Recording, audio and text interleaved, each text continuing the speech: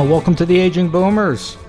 I'm your host, Frank Sampson, and for those of you that tune in all the time, you know that we discuss many of the items facing boomers, their parents, and what we know is an aging population, which I'm part of.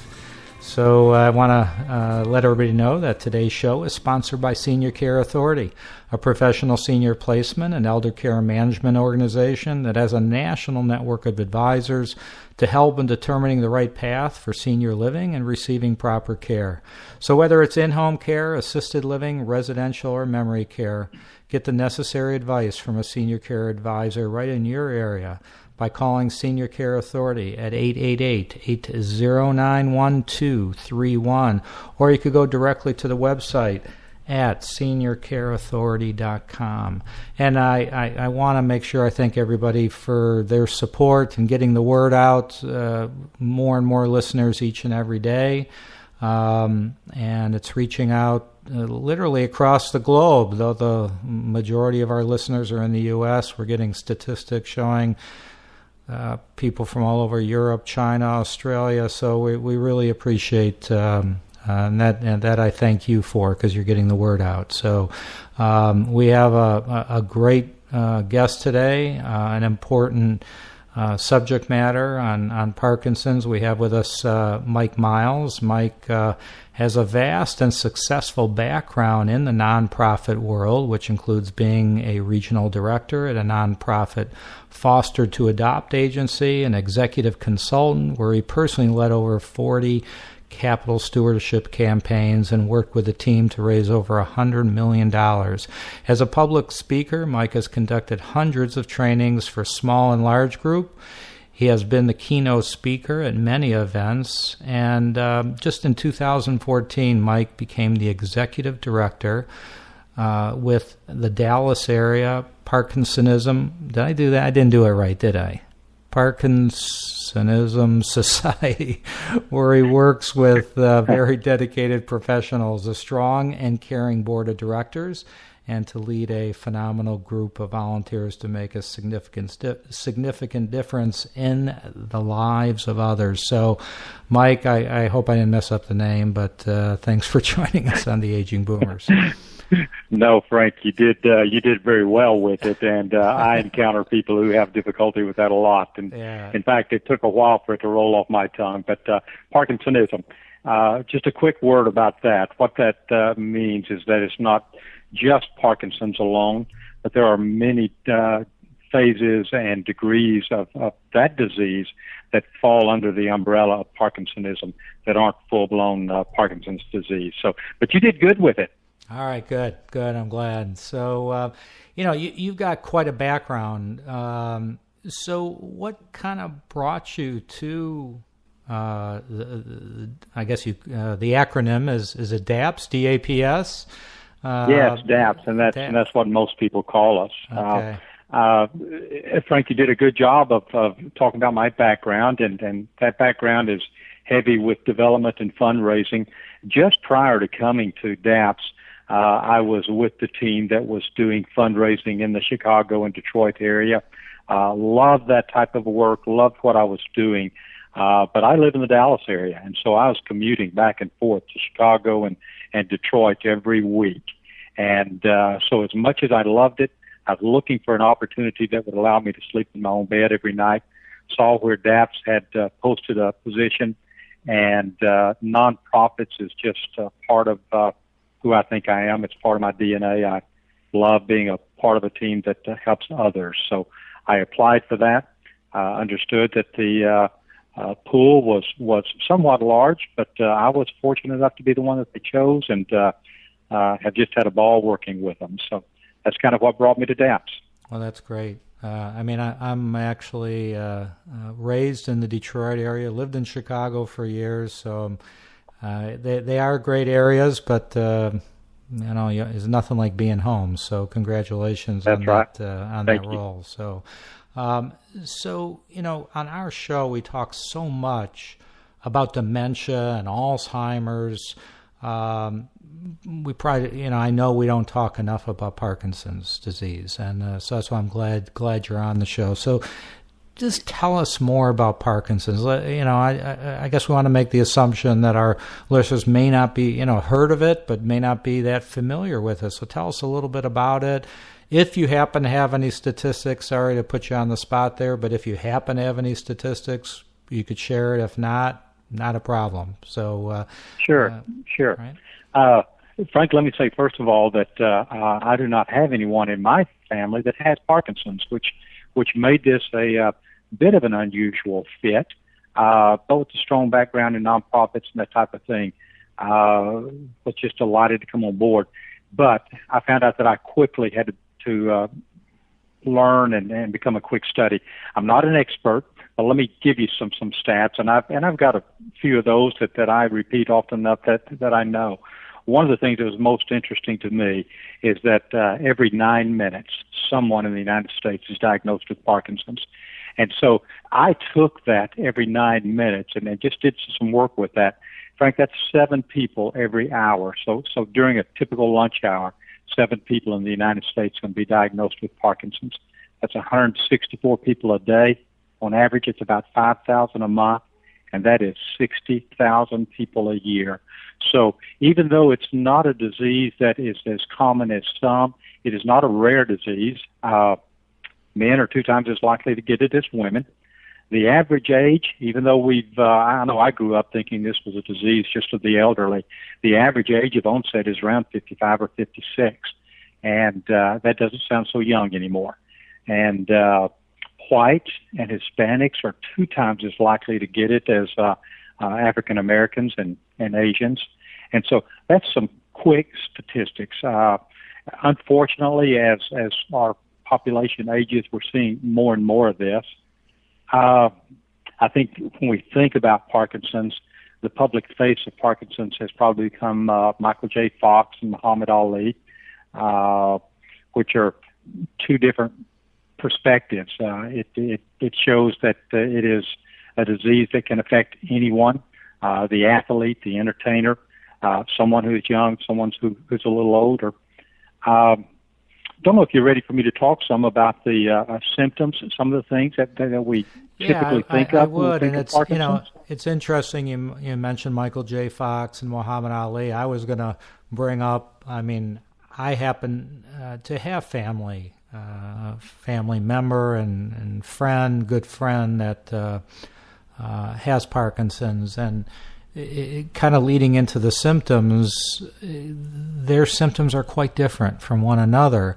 And you talk about Muhammad Ali and a Michael J. Fox, and it appears to me that their symptoms are quite different from one another. So it seems like there's maybe, so talk about that, and maybe there are different symptoms, and it's varies from person to person, it appears to me, just as an outsider looking in. Yeah, and your comment about with your family members and it looking different. One of the things that I heard very early on that has stuck in my mind was someone who made the comment that if you've seen one Parkinson's patient, you've seen one Parkinson's patient, right? Because the symptoms are different, and the means of treating those and the medical cocktails that they put together are different. But let's talk about the symptoms. I think the symptoms that we all think of typically is the tremor, is the shake, the rigidity of the muscles. There's that stiffness, bradykinesia. Another one of those words like Parkinsonism that I had to learn. Brady means slow, kinesia means movement. So it's just a word that means slowness of movement.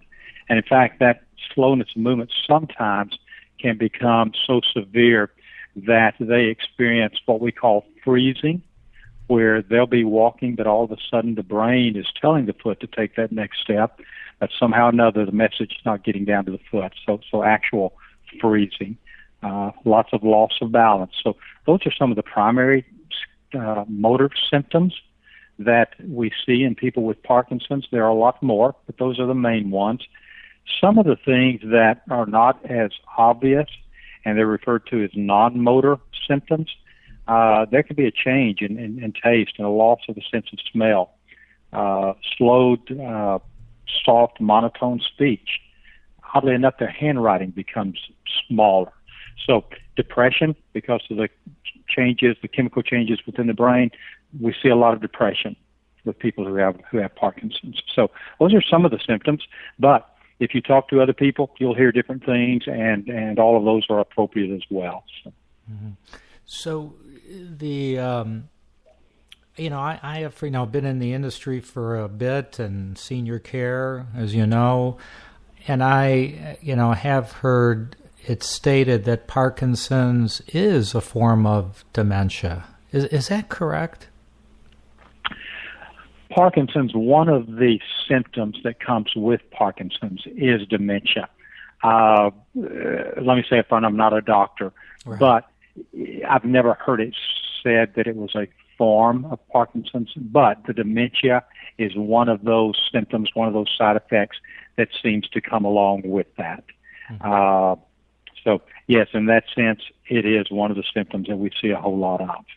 And as we know, with dementia, various forms of dementia like Alzheimer's, there's strides being made, but unfortunately no cure. That's the hard facts with Parkinson's as well. Is that correct? Yes, you're absolutely correct. That it is progressive, and at this point there is no cure. There is a lot of work being done in that area. Biomarkers are an important term that you hear in the research community a lot, and so. But currently, Frank, there is no cure. But there are a lot of things that can be done to maintain quality of life. So what have you seen? I know since you joined DAPS, have you seen progress with funding and help? Is it a challenge? It's always a challenge, but are you seeing progress with the advancements and funding, etc.? There are a lot of hopeful things on the horizon, and having only been in this field for about a year, don't feel like I can speak a whole lot to that, but I can tell you that that's some of the things that I'm learning. I mentioned the biomarkers. One of the things that is important in the research around Parkinson's disease is the ability to know what the disease is doing under the surface, so to speak. The current meds that are out there, they will help with the symptoms, they'll help with the tremors, they'll help with the muscle rigidity, those type of things. But at the same time that outwardly the researchers may be able to see those things improving, what is happening with the disease itself, the disease may be gaining strength, and in all likelihood is, because it is progressive. So Frank, what they're looking for is biomarkers that will somehow or another let the researchers know what the disease really is doing, even though the meds are affecting the symptoms. And that is where what I am seeing is I'm seeing more and more people volunteer to be a part of these research projects where they're looking for those biomarkers. Mm-hmm. And Michael J. Fox is a great organization to get involved with some of those types of things. Yeah. So tell us more about the role of the, not only the Dallas Area Parkinsonism Society. Hey, I got it down, I think. But you do. Yeah, but the national organization as well. We certainly have many people that listen to the show in Dallas and throughout Texas, but we have people listening from all over. So are there organizations that they could get to locally, and tell us more the role of the organization? Yes, Michael J. Fox is one of the ones that we're all aware of, and it's a good place to do a web search and find out some things there.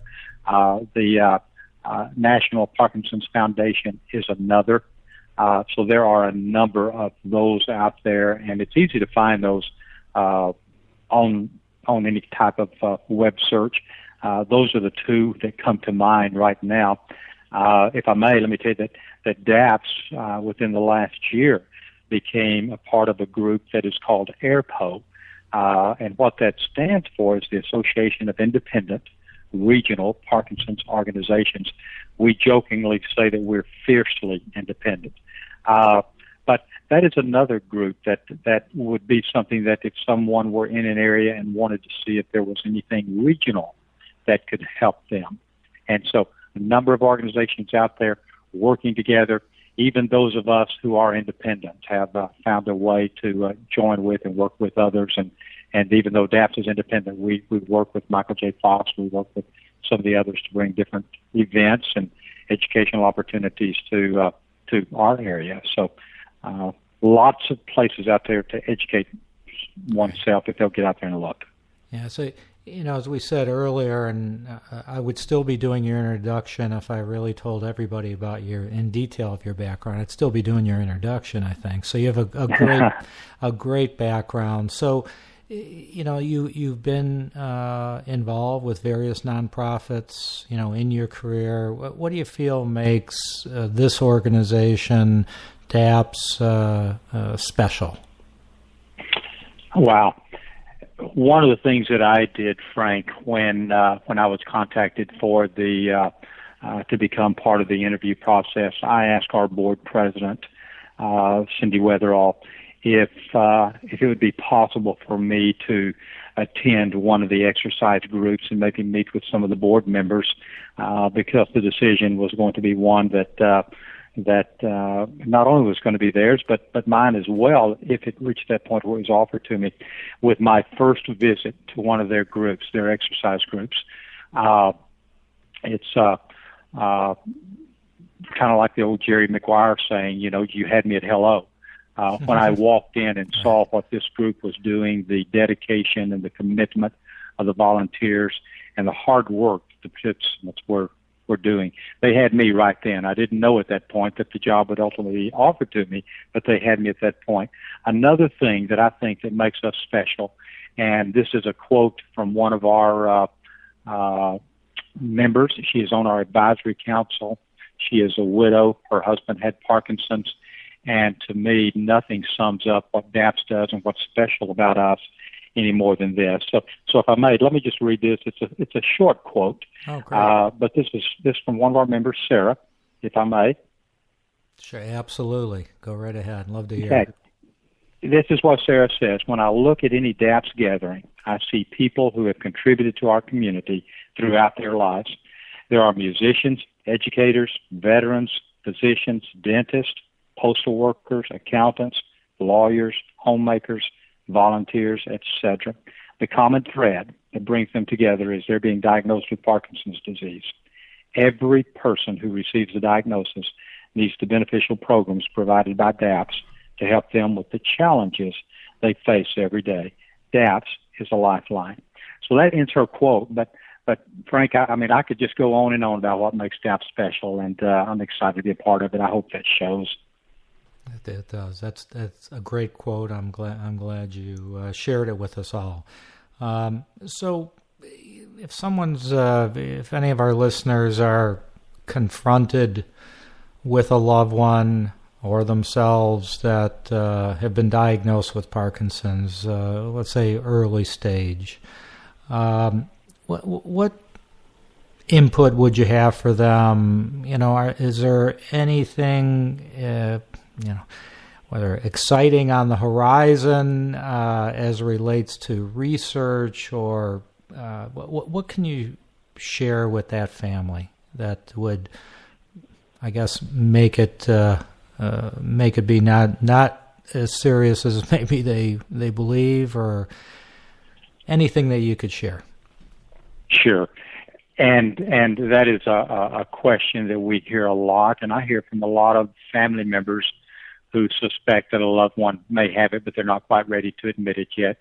One of the things that I always say is, first of all, relax.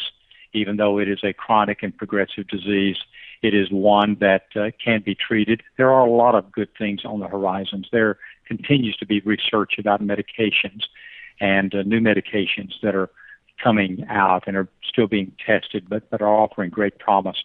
There are also some surgical options, deep brain stimulation, that is being done and is so helpful for so many. There is another option that does not involve surgery but uses ultrasound. I've just recently learned about that. I'm excited about that because it's not nearly as invasive. But here's the thing I would say to that family: slow down, take a breath, don't panic.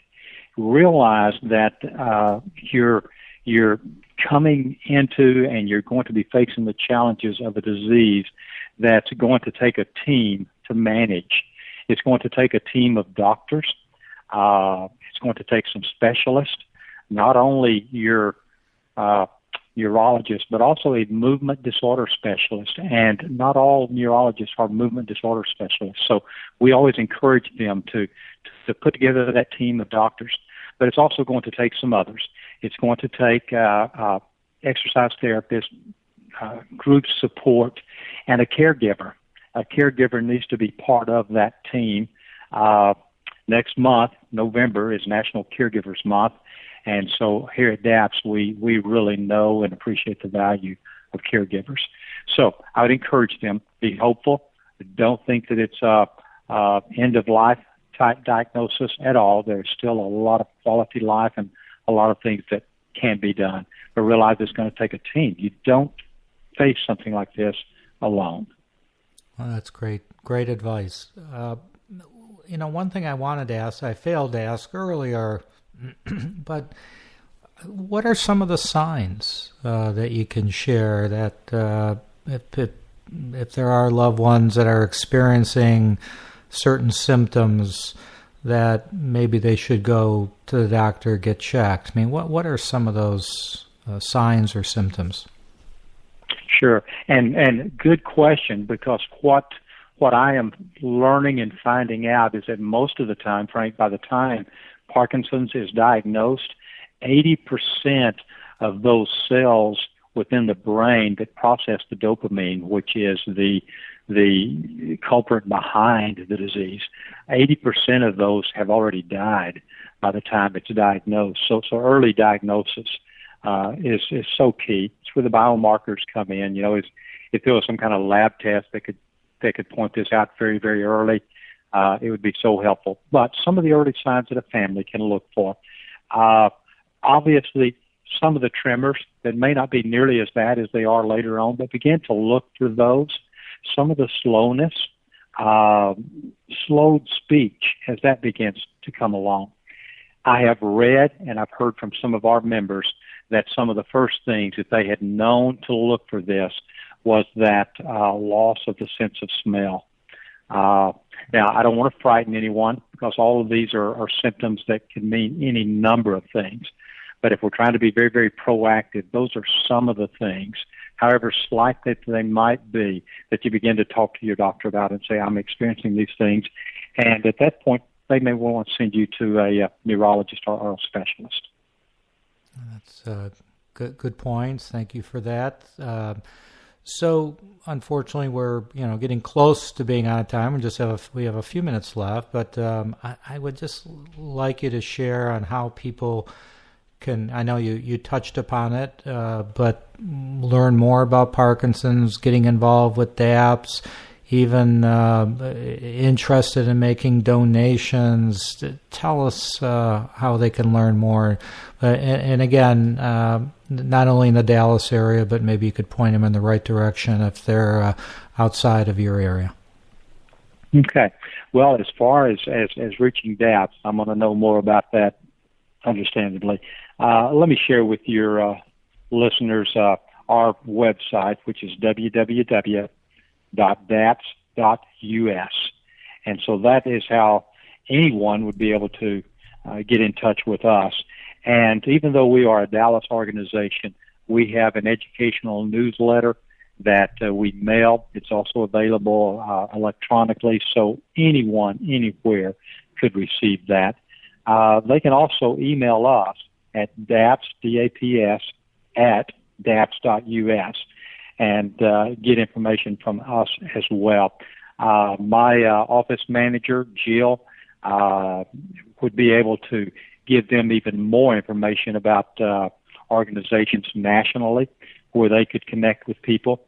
Our office number here in the Dallas area is 972-620-7600.